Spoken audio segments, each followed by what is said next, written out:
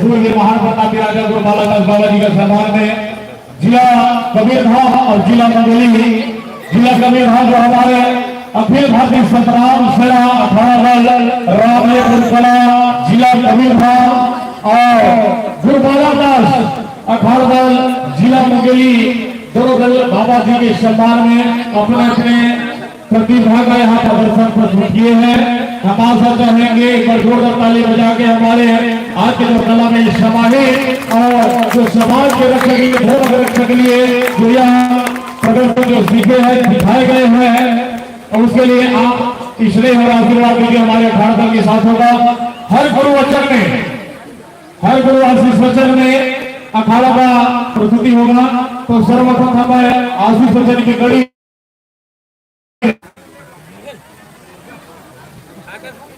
बहुत ही हमारे और हमारे युवा गुरु और कम उम्र में ही गुरु बाबा घासीदास जी के दर्शन होने के नाते बाबा जी की संदेश का जन जन तक पहुंचाए के जो काम कर थे धर्म गुरु राजगुरु गुरु रशीद साहब जी धर्म गुरु रशीद बाबा की आवाज में थोड़ा कमी लगा थे, पीछे के बात वही आज यही से लगा थे। हसीदार बाबा जी से रात नहीं होता,